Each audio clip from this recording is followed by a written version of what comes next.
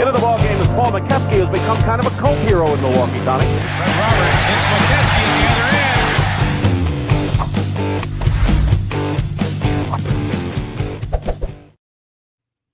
end. And good evening, everybody. Welcome to the latest edition of We Got Next. I'm Ricky Hampton with my great friend, former Milwaukee Bucks center Paul McKeskey, 12-year veteran of the National Basketball Association.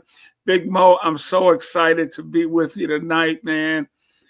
We got a lot to talk about. The NBA playoffs have brought us to the finals. We got the small market matchup of OKC and Indiana. They're 1-1 after 2 games. Before we get into anything, I just want to get your thoughts on the first 2 games. And of course, welcome everybody out there tuning in. Please send us your questions, your comments, anything you got for Coach Mo about what you've seen in the series and throughout the course of the playoffs. But Mo, we 1-1 after game 2, heading to Indy on Wednesday. Yep. Oh, yeah. Oh, that's it. That's it. Yeah, we're 1-1 going to Wednesday. Good luck. Hey, see everybody next week. I mean, you know, Oklahoma City has owned this series so far for 2 games. They led and controlled the first game, even though they lost it in the end. They had the lead for 47 minutes and 57 seconds. So, and then they controlled the whole game last night in game 2, and won by 20 or whatever the point spread was. So, like we talked about before, OKC is the better team. They're the better team. Now, are they going to blow out Indiana in the series and, have a gentleman's sweep? I don't believe so. I said last week, I think it's going to be a 7-game series now. And I still stay with that. And I think OKC is going to win at home in game 7. Now, watching the first 2 games, even though Indy got game 1, kind of, snuck it away from them, and Halliburton made another winning shot, which he seems to always do, like every other week. He's making a winning shot. If it's against the Bucks or it's against, New York Knicks, and one that jumps, over the shot clock and goes in. He's always seems to be doing that. And in game 1, he had a horrible game. He was terrible.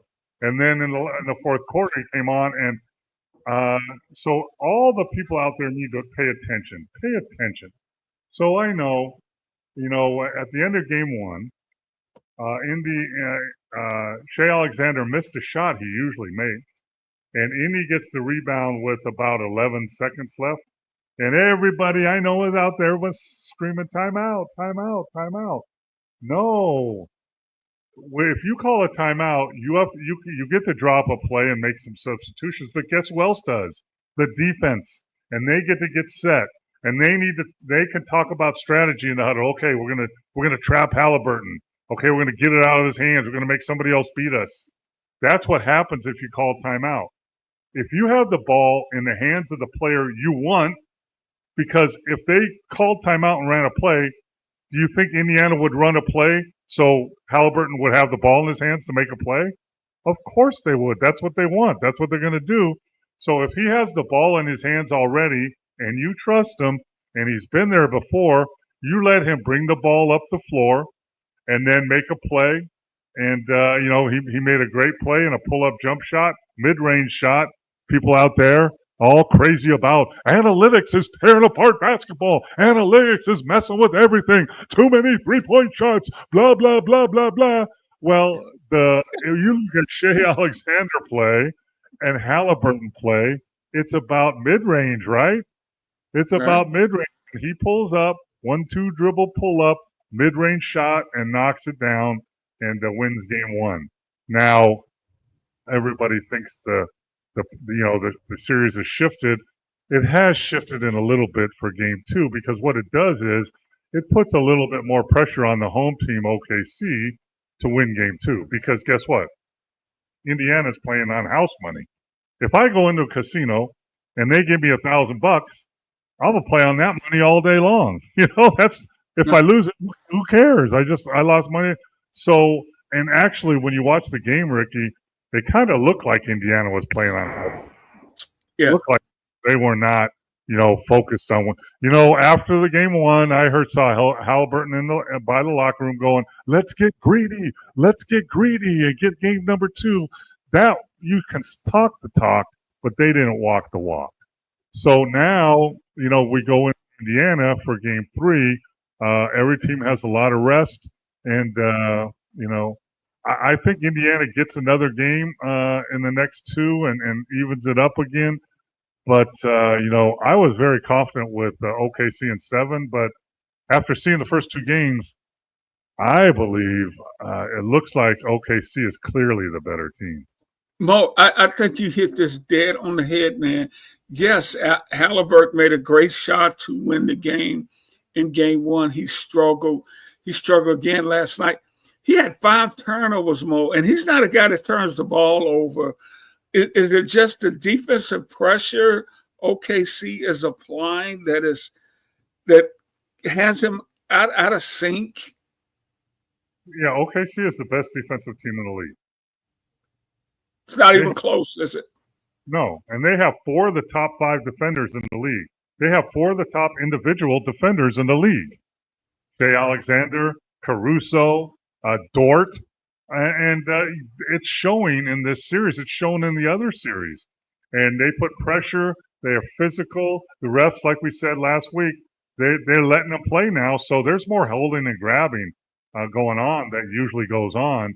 And OKC is set up for it. Caruso is becoming – I mean, if they didn't have Shai Alexander, Caruso would be MVP.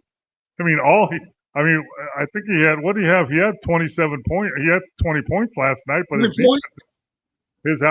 defense is outstanding. Dort is one of the most physical defensive wings in the NBA, and Shai Alexander is a good defender too.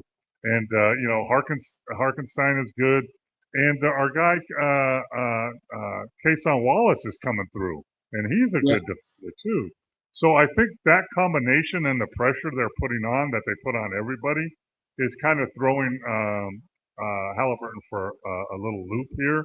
And and he said it after game 2.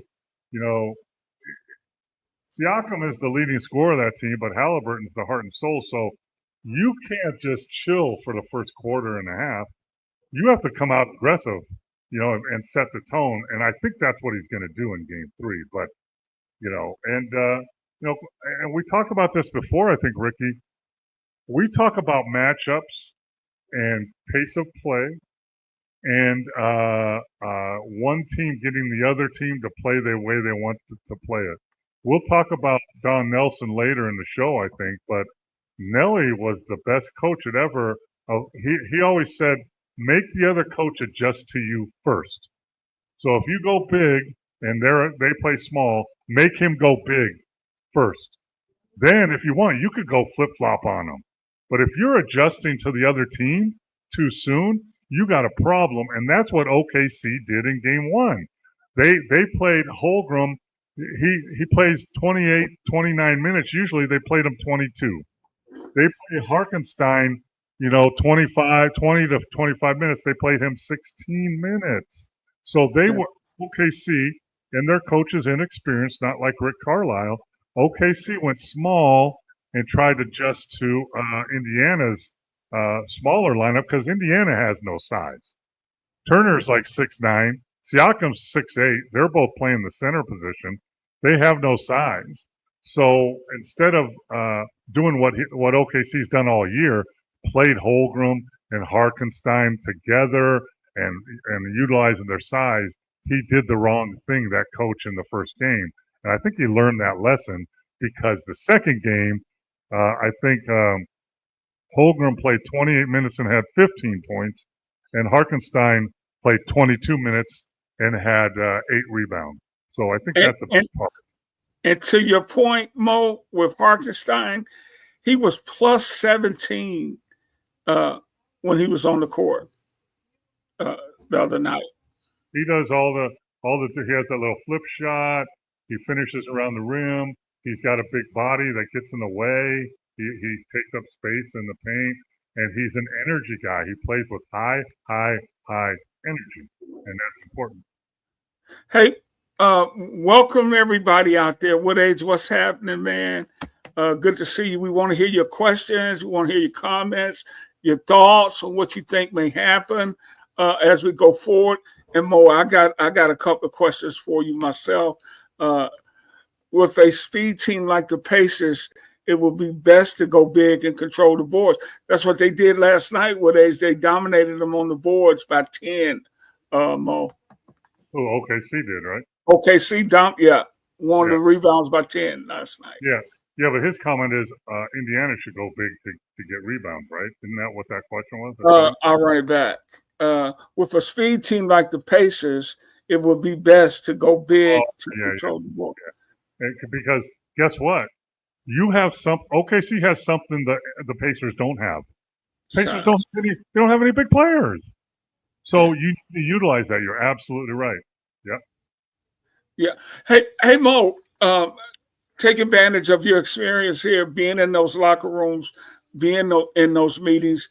Tell me what the Pacers are talking about in terms of mindset and strategy, and then tell me what OKC needs to do, because they're going to go in there. You know that place is going to be jumping the next two games. Yeah, when they go to Indy. Indiana on the plane going home, and in their meetings, they're saying, we got our split. That's what we wanted, right? We wanted a split. We got it. Good job. Now we got to refocus, and we got to win the next game at home. So that's what they're going to focus on. And, I text you, and I put it on Facebook. So Indiana had 19 turnovers in the first half of game one. But OKC only scored 9 points on 19 turnovers. Yeah. If you get a team to turn the ball over 19 times, you should score 19 to 25 points on those turnovers, and they didn't. So the point I'm making is Indiana turned the ball over, but not in bad positions. So I'll tell you, if I turn the ball over and I throw it out of bounds, it's a turnover, but the clock stops. We set our defense. No problem. If I throw a pass, side-to-side pass at half court or top of the key, and you steal it, that's a turnover. And now you go down and dunk it, that's 2 points. That's a terrible turnover. So there are good and bad turnovers. All turnovers are bad, but some are worse than others. So that's my point. So Indiana knows, that they can do that. And also, if I'm Indiana, I'm saying when we get back home, we got to speed the game up. We got to get back on the glass. We need everybody, all 5 guys rebounding. They have the size. We need all 5 guys rebounding, and then we got to push the ball like we normally do and get them involved in our game at home. OKC is saying we just got to keep doing what we're doing. We won game one. We won it. The score didn't show it because our MVP missed an open shot that he always makes, and they made a tough shot. Okay, that's what happened. But we won that game. And then the second game we owned. But we just got to keep doing the same thing. Now, everybody, they're going to go back and they're going to look at film. I guarantee Halliburton, he already said it, he's going to go back and see how they're trapping them and how their defense, so he can be more aggressive in the first quarter.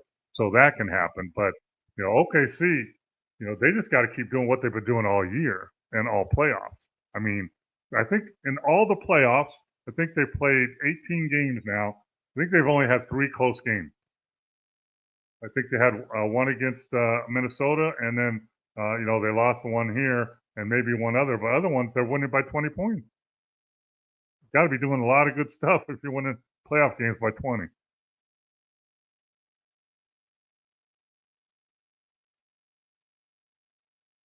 Are you there, Ricky? Uh-oh. I don't know if we lost Ricky. I think we lost Ricky.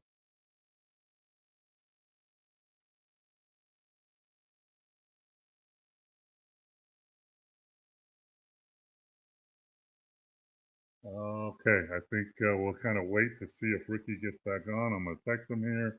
Sorry, everybody, this happened. It even happens on ESPN. Hell, I saw it the other day. So bear with us. We'll try and get Ricky back because I don't want to be sitting on here just talking to be talking.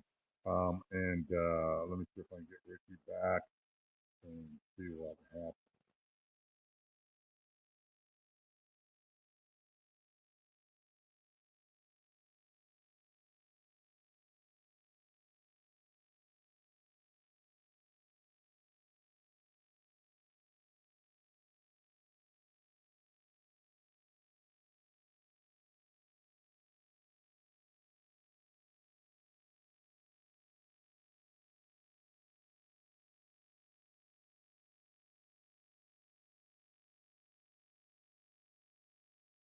Am I still on? Okay. Yeah.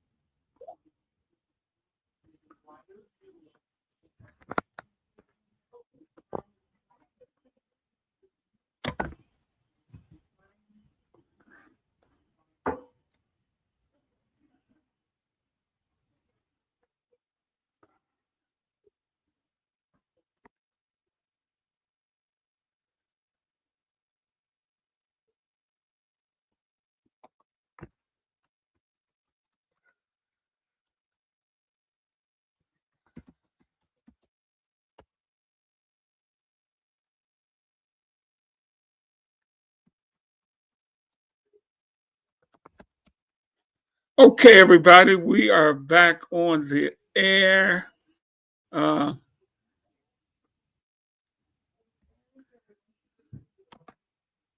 Somehow we lost power, Mo, but we're reconnected. All the lights are back on. We're back on the air.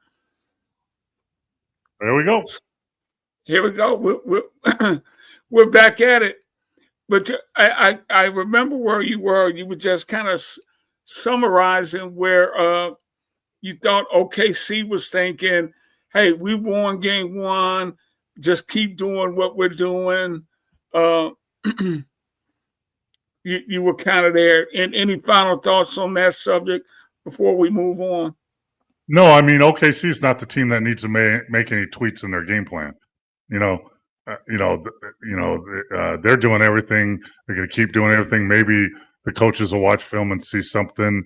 I think they played a little zone last night. Maybe they'll change that a little bit. But OKC is going to keep doing what they're doing all year and all playoffs. And Indiana is going to have to decide, how they're going to change their game plan. I don't even think you could look on their roster and see a big body they could even throw in there. So, they're just going to have to see how they can speed up the pace of play, and all five have to rebound. Wednesday's going to be an interesting game. Like I told you before, right? The odd number of games, number 3 game is very important, right? Yeah, absolutely. And I kind of mentioned it to you early. The struggles Halliburton is having with the press. Is it anything they can do to try to free him up?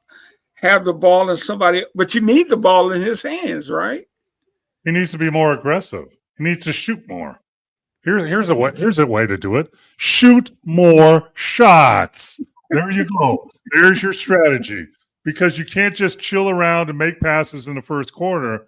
And it's easier said than done, right? Because ask Minnesota and ask Anthony Edwards how he feels. He had the same conversation after his games, right? I'm not getting enough shots. I need to find a way to get more shots. It's the same thing. Guess what the same thing is? What's the constant in this scenario? OKC's defense and their players. So, it's going to be an uphill battle. I mean, most people didn't give Indiana a chance in this series. Then now they have a chance, but it's not going to be easy. And I know we've talked many, many times about you hate losing games like the way OKC lost that first game. You'd rather get blown out than give one away, right?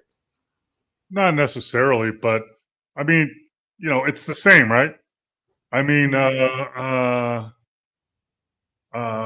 Indiana lost to New York by 40, right? Didn't they lose by 40? They lost 30 or 40. They got, I see where you're going. 42 points. But, it's a loss, So we played terrible, man. We won't play that bad again. So now we got to get back to the basics, and that's what they did. So Steve was saying terrible defense. You thought Indy played terrible defense, Steve? Yes, and we did see the Don Nelson interview, and we're going to get to that later in the show. But you were critical of Indiana's defense the other night. So here's the thing, talk about double teaming the ball, getting the ball out of people's hands. We tried to do the same thing with Michael Jordan. And you know what? It worked for a while. When he was first coming to the league and he had a different roster, we beat them all the time. But then guess what happened? What happened was the others became Pippen and Rodman and Kerr and Paxson and Horace Grant.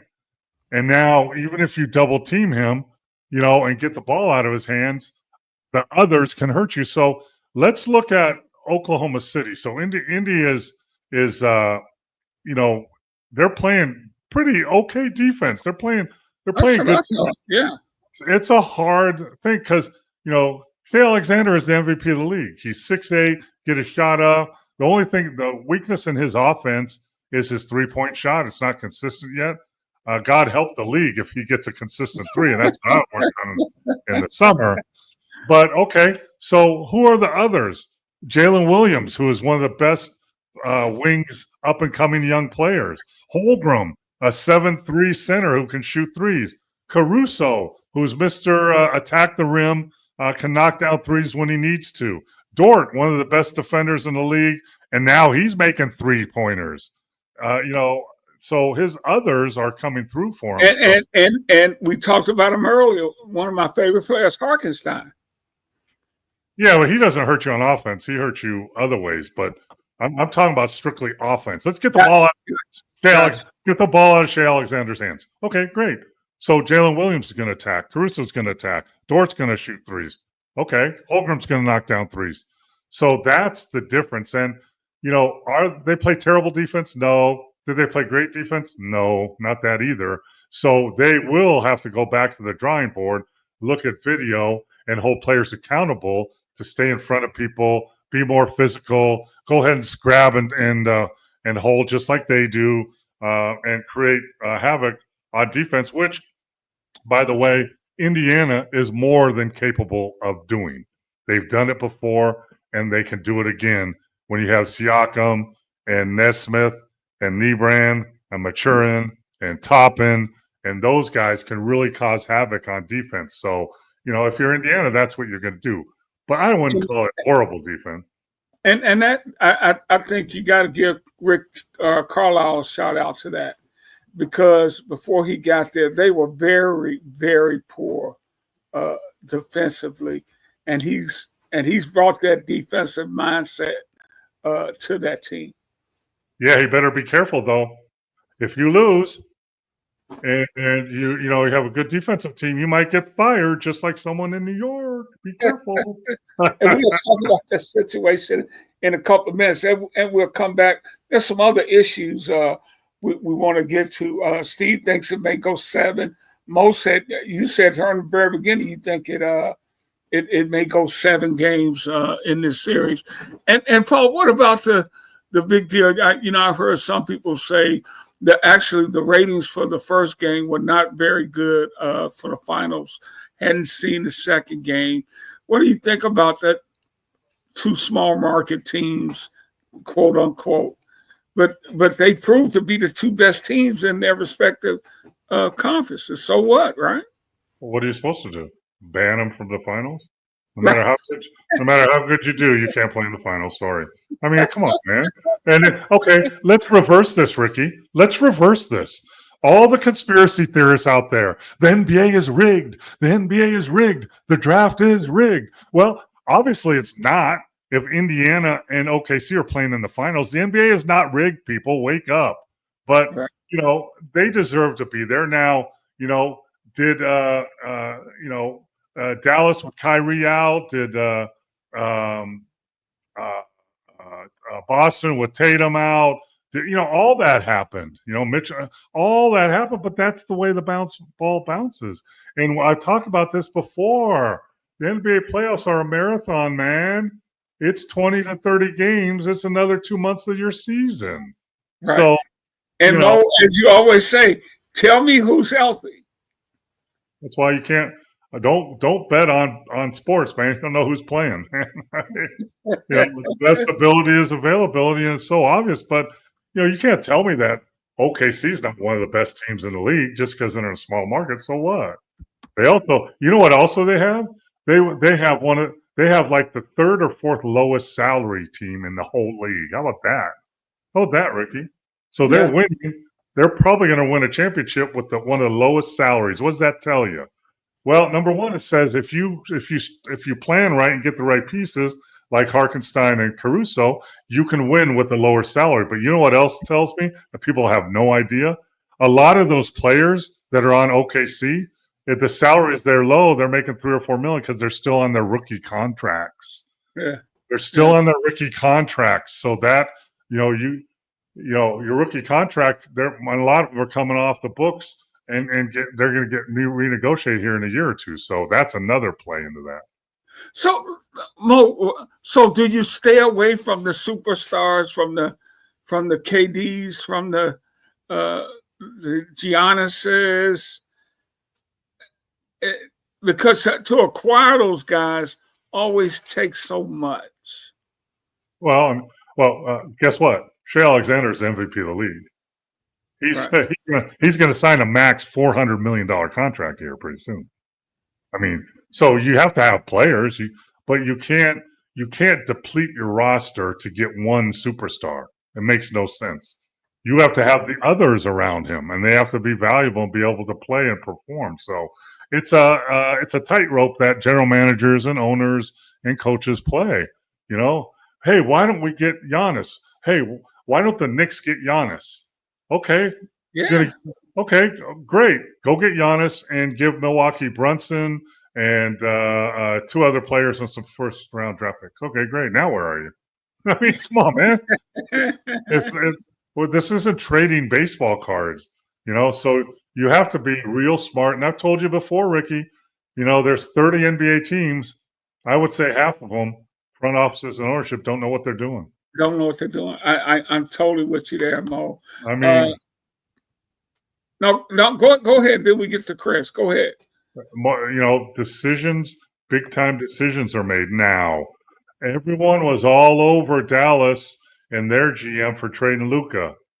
But now, guess what? If that happens and they don't have to pay Luka $400 million and they can get Kyrie healthy with AD and then pick up Cooper Flag and with the pieces they have already and get into the finals, maybe win a ring next year, they're geniuses. So there's a lot of big time decisions being made. It's 50-50 shot whether these teams make good ones or bad ones. Happens all the time. Chris has to go after the game. How important is player interviews for after the game for other teams to review? Maybe bulletin board material. Do you believe in that stuff, Mo? No, not really. I mean, we'll talk about Don Nelson used to always tell us in the playoffs, shut up, let me do the talking. Don't say anything. And if you say something, here's what you say. They're a great team. Their players are great. Their coach is great. We have an uphill battle. I don't know how we're going to beat them. That's what you say. I'm sure he told you nicer than that, Mo. Yeah, that's what he said to say. And you never say anything about strategy. So you double team Larry Bird. Are you going to do it next? I don't know what you're talking about. What are you talking about? I don't know what you're talking about. Never give up strategy. Never put anything down. They're the best team. I don't know how we're going to beat them. It's going to be a miracle. And then in the locker room, you say what you want to say. Yeah, that sounds like Bear Bryant when he was at Alabama. Oh man, I don't know how we're going to beat these guys. We're going to just do the best we can, and Bama wins 52-7. Yeah. So you're going to play a lot of zone on it. I don't know what you're talking about. We don't even play zone. I don't know what you're talking about. So so you're going to double team Magic. No, I don't know what you're doing. I have no idea what you're talking about. I'll tell you a story that when we were playing the Celtics in the semifinals, I think one year, and a reporter heard in our locker room, saw a player or a coach, because we had Paul Pressey who defended Larry Bird pretty good one game. And the headline in the paper the next day was Milwaukee Bucks have the bird catcher, the bird killer. Yeah, I remember that. Paul Pressey. And Larry came out the next day and lit us up and told us about it while he was doing it. You got a bird killer, huh? Watch this. Bam. Hey, Pressey, here. Bam. So, that part is true. But I know Pressey's thinking, why did y'all do that, man? Absolutely. Yeah. Steve had a question about your mom worked for celebrities when you guys grew up in the LA area. What's that? I didn't hear that. That your mom worked for celebrities when you grew up in LA? I didn't know that. My mom cleaned houses. That's what my mom did. She cleaned houses. And for celebrities? A couple of them, yeah, but she cleaned houses to help pay for our bills. So and a couple of them were celebrities, yeah. Wow. So wow. I would think about how you say, worked for. Right. She cleaned out. Right. I hear you. Yeah, she cleaned houses of some old movie stars. Yeah. Wow, that's fantastic. That's digging deep in my portfolio there. Who said that? Steve? Steve? Yeah, Steve had that one. That's pretty good, Steve. Hey, Mo, we'll come back. We still have a little time to come back. If anybody has questions as we go into Game 3, get some other stuff from around the league. I do want to get to Don Nelson's comments because Mo, Coach Nelly well, played for him, and you guys are good friends today, and I know you have a lot of respect for him. We were talking about the Pacers. One of the things with the Pacers, even though they're a small market, they got some salary cap issues, and one of the debates is to keep Miles Turner. I think Turner's played great for them during the playoffs, and he is their big guy, Mo. What do you do with him? Because he's a free agent after this series. Do you go over the cap? Because what they're saying, if they sign him, they'll probably have to go over the salary cap and pay the fine and pay the luxury cap. Yeah, so I'm looking at now. Indiana is number 22 on salaries, right? OKC is number 25. So they're from close to the bottom, but it depends on how their contracts are, moving forward. So let's see. We got Tyrese Halliburton. He's at $45 million next year. We got Siakam. He's at $45 million next year. So that's $90 million on two players, right? Toppin's at $14 million. Nesmith is at $11 million. McConnell is at $10 million. Maturin is at $10 million. And Jerace Walker, I don't even know who that is. He's at $6 million. And, he's out. Okay, and Nembrand is at $18 million. So you're pretty much at the salary cap right now. It depends on what you want to do. And let's see, what is Turner?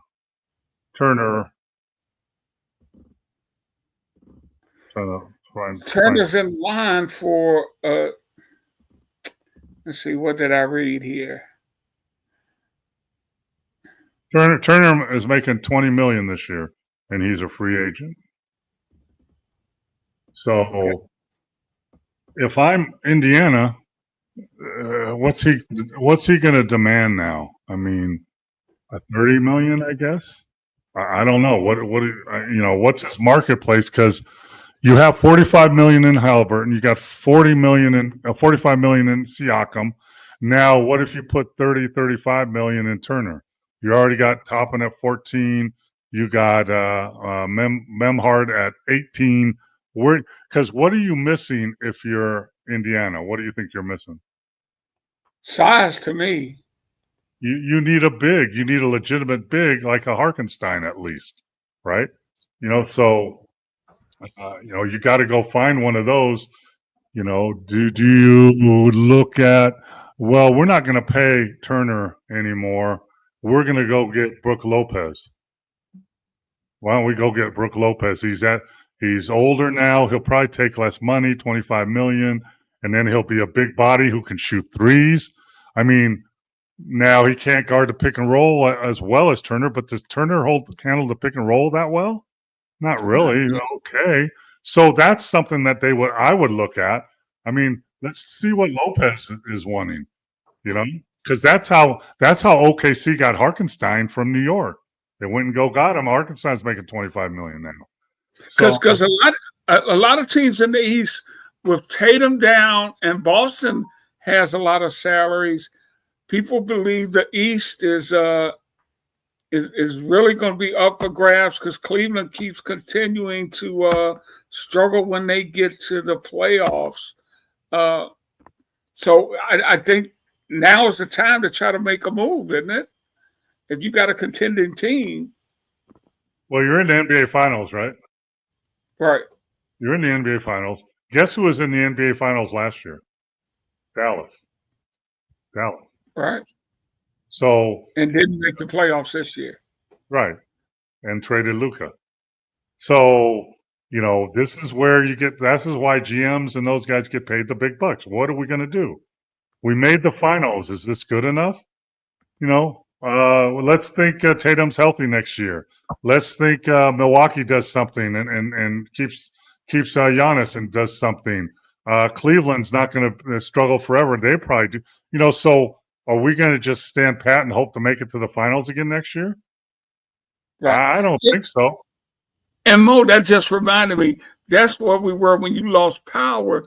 You were talking about the 30 teams that are in this league and some of the front offices and really some of the just incompetency that you see from some of these teams. Or bad would luck. You call it incompetency? Some is, and some is bad luck. Let's rewind a little bit, right? Let's rewind with OKC. Where were they 10 years ago? Who did they have on their team? They had Harden, Westbrook, and KD. That's who they had on their team when they were in their 20s. And they never made it to the finals. Yeah. Right? So they made moves. But it took what, 8 years for them to get like 9,000 draft picks and then make some moves, and now they're where they want to be.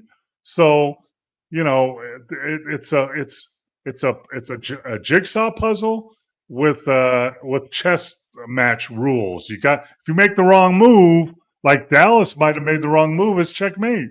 Now what are you going to do? Start all over? Just think if Dallas didn't get the first pick in the draft, what would they be thinking right now? Yeah.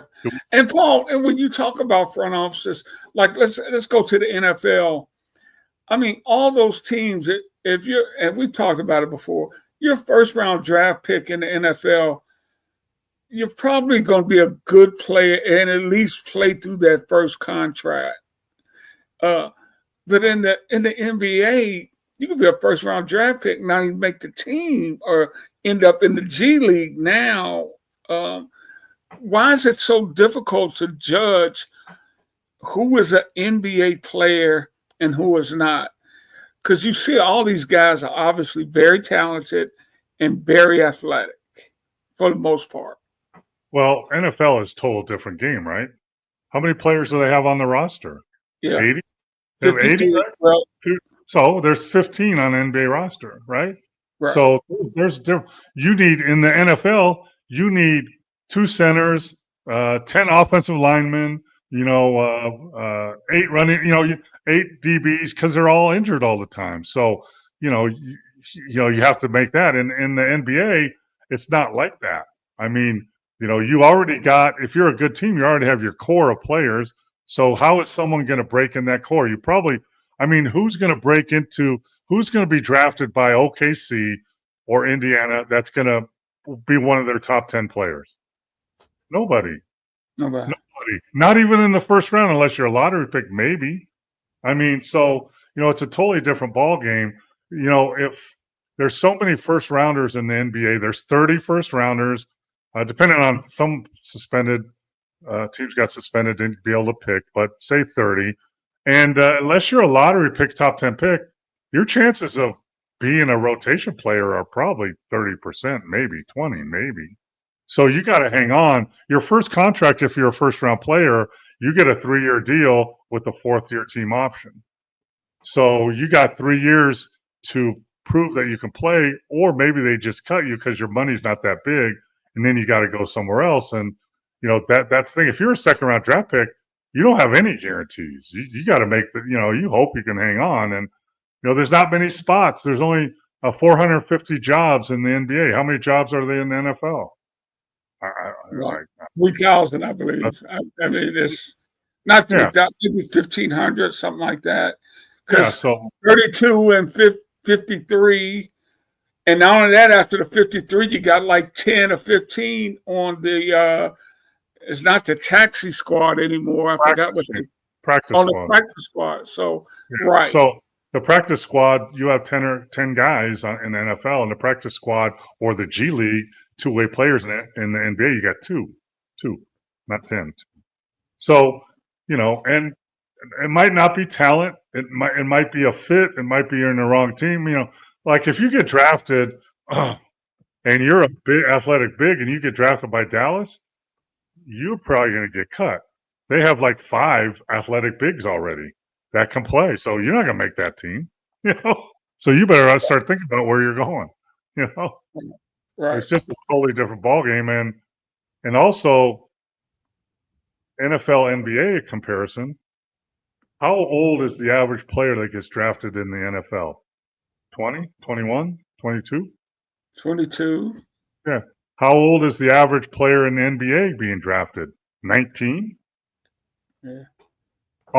You look at the first round last year of the NBA draft, there was 20 guys that were 19 and under. 20. Almost 3/4. 20 were 19 and under.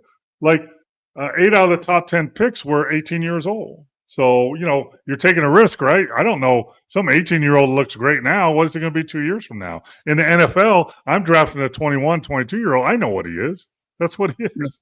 That's the and those 3 years make a difference. Those 2 or 3 years at that age really make a difference, don't they? In terms of maturity. Okay, so I'm coaching the AAU team, and I have 15-year-olds, and then I have an 11-year-old. Yeah. I don't know what he's going to be. I mean, come on. High school, very freshman. Okay, you're going to play on varsity against guys that are 4 years old. That's the same thing. Yeah. Very, very few. It's hit or miss. Hey, Mo, the NBA All-Star Game. We have discussed the demise of this game for quite a while now. And, brother, I got to give it to you. You've been on top of it. Let me tell you what Adam Silver said, commissioner of the NBA. We're looking at something that brings an international flavor into the All-Star Game competition. I think, as I said the other day, we're still experimenting internally with different formats, talking to the players and the association and that. And Mo, I believe they've been talking to you, man. Because we have been talking about that on this show for quite a while. I'm going to call this up. I lost it when we went off, so I'm going to it right now. Hold on. Proud of you of the game that you have dedicated your life. And this is us dedicated your life to after. Let me just set this up, Mo. This is us after the All-Star game, which was terrible. This could have been 2 years ago because they've been terrible for the longest. And I'm asking you about. Everybody thought it was just horrible. And this is where this conversation came into play. This is a couple of years ago. Last night. I don't want to say embarrassed, but I'm sad for the way it's come out. Less about basketball, more about the show. And that's what it was when I played. East versus West. The East Coast is better. The East Division is better. No, the West Division is better. I suggested, the world against the NBA, America. I mean, come on, Luka and the Joker and Giannis, they're all would be playing for the world team, so it'd be competitive. I think there would be some competition there, too. The only answer is this, what I wrote down on my board. USA versus the world next year. That's the answer. We've been talking about it. I think the NBA is afraid of it. I think they're afraid that the USA team will get beat by the world team.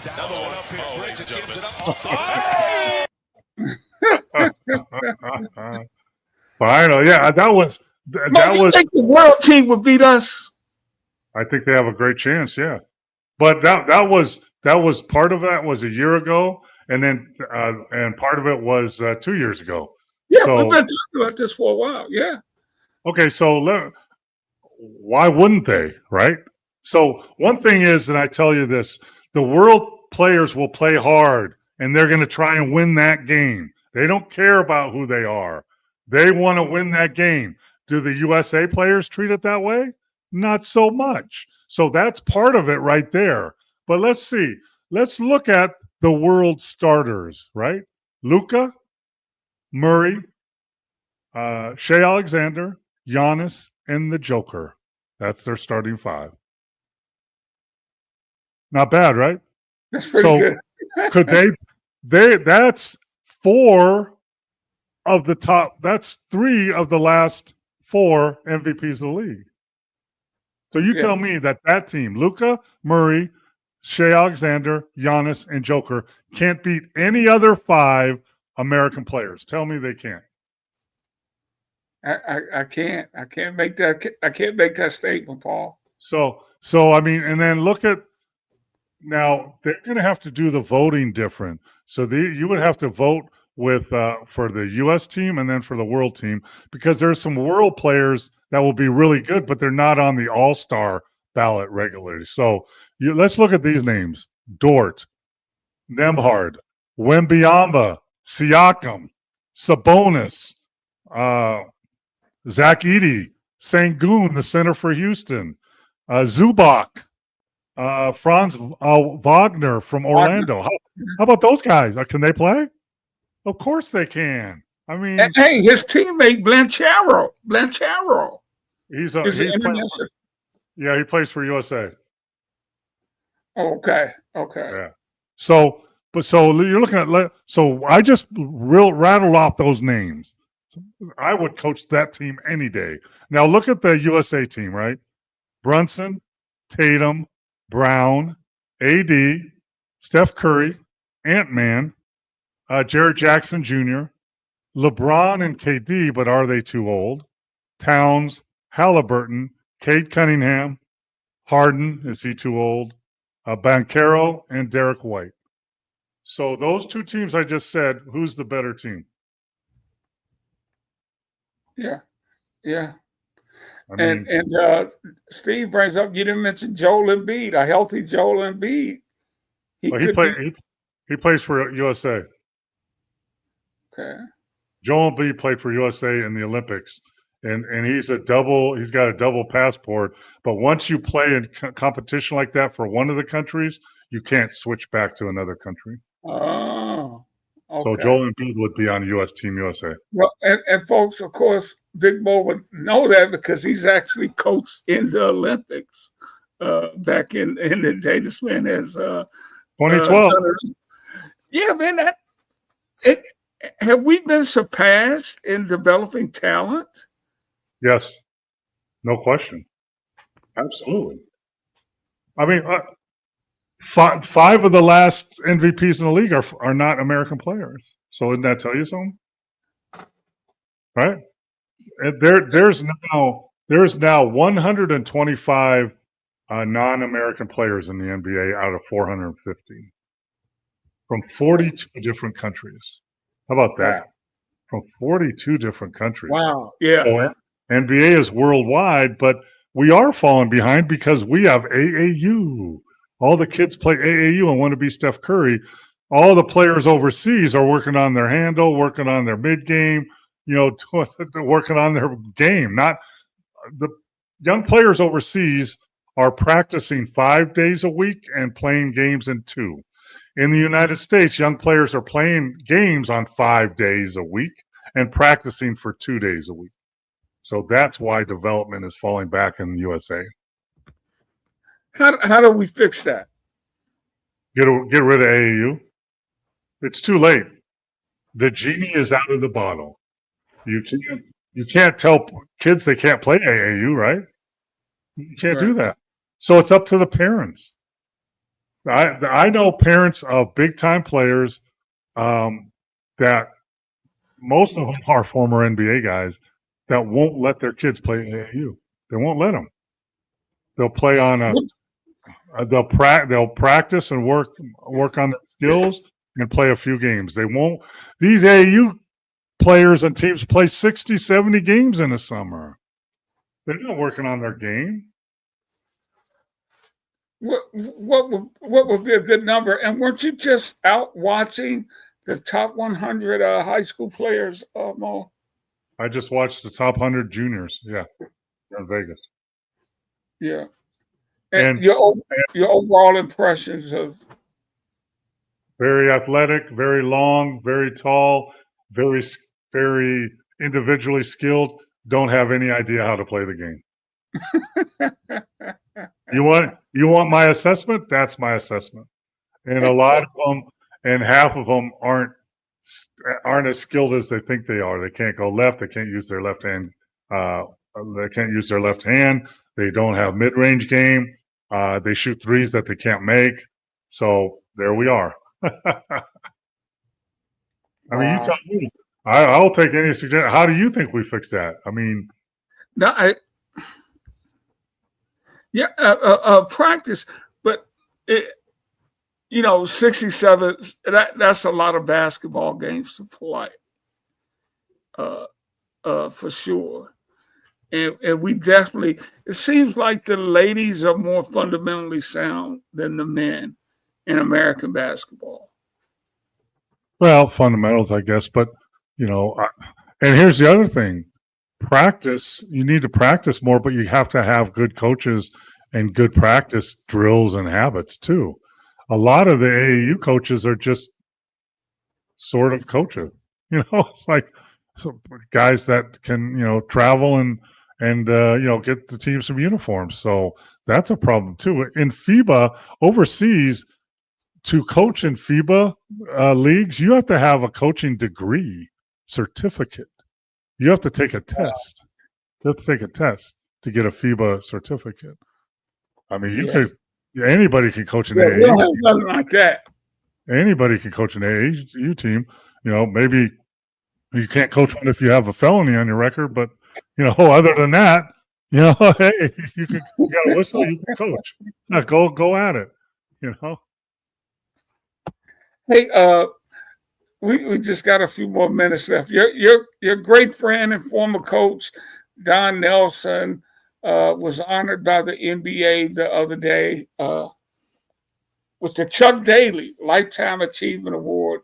Of course, Nelly was a great coach, as you well know, but he was very critical of Dallas's decision to trade to trade Luka. Said Luka's a great friend of his. In fact, he had on a pair of Luka's shoes when he was honored. And he also added, I'm kind of paraphrasing, if you got a great player, you don't get rid of. I like to keep my great players on my team. Here it is. My philosophy was always when you got a great player, he's yours for a lifetime. You don't get rid of great players. When that happened, I was pretty disappointed. Yeah, and I love Nelly. He's done great things for me. He let a great player go. His name was Steve Nash. If we would have kept Steve Nash, I would have at least 2 championship rings on my desk right now. So, it's easier said than done sometimes, but he believes in that. He kept Dirk Nowitzki. Dirk Nowitzki, as a kid, he was a 19-year-old player in the NBA. He was a laughingstock. Everybody laughed at him. They laughed at Nelly. They laughed at Dallas for keeping him, or for drafting him. And look what he stuck with them and stuck with them throughout his whole career. He did the same thing with Sidney Moncrief. So he got that from Red Auerbach. But times are changing, and players demand trades now. But I understand. Luka. Nelly had a way of, like with Dirk, he got close to the family. Nelly told Dirk's parents when he comes over to the United States, because Dirk grew up in Germany. So he's bringing a 19-year-old kid over to Dallas to play in the NBA. He told his parents, listen, I'm not replacing you as parents, but I will treat him like my son. And that's how I'll treat him. And that's what he did. So it really hurts him when they let Luka go. And obviously he wasn't too happy about it. Like Nelly has saved me twice, probably. He saved me by signing me to a 10-day contract. After I was cut by the Cleveland Cavaliers in, I think, 83. And he signed me to a 10-day and another 10-day and then a 2-year deal and then an extension after that. And then he saved me 15 years later, maybe 20 years later, when he hired me as an assistant coach for the Dallas Mavericks when I had done something not so good and most teams wouldn't touch me as a coach. And he hired me, brought me on board, and resurrected my coaching career. So, I mean, Nelly is not only is a great coach, and he deserves that award, but he's also, he didn't, I wasn't Luka or Nowitzki, but I was one of his former players that he took care of. So. Hey Mo, what about the fish ties that he used to wear? So he was in protest because he also he wouldn't wear Converse while he was coaching wearing a suit, because back then you had to wear a suit and then you're supposed to wear dress shoes, not like today where you have those tennis shoe dress shoes. It wasn't like that. There was dress shoes and there was basketball shoes, and his feet weren't great, so he wore tennis shoes, Converse, and the league said you can't wear Converse, you can't wear a Converse logo as a coach of a team on your person. So what he did is he wore the shoes and he put 2 X tapes over the logo of the Converse and wore those in protest. So the other protest was that back then you had to wear a tie. You had to wear a coat and tie to coach. So you had to wear it. And he didn't like ties. So there's a company in Milwaukee that made all kind of like ties, Christmas ties, graduation ties, and they had like this fish tie. It was like a northern pike or something. And he said, "What's that?" I said, "Oh, that's a fish tie." He said, "Let me have it." And he started wearing it. And then he got noticed. And then they started making bass ties and trout ties, rainbow trout ties. And he wore them. And that company became a multi-million-dollar company because they were he was promoting their ties. That's the story. I never knew that story, Mo, until right now. I never knew that story. Oh, man. Hey, we got to get out of here, man. We've actually gone over time. But we will be back next Monday. I will be home in my office doing the show. Thanks, everybody, for all your questions and comments. We got some good games coming up. Starting on Wednesday, and we'll talk about them next week. For my great friend Paul Mokeski, I'm Rick Hampton. Thank you, everybody, for tuning in. See you next week. Good night. Peace.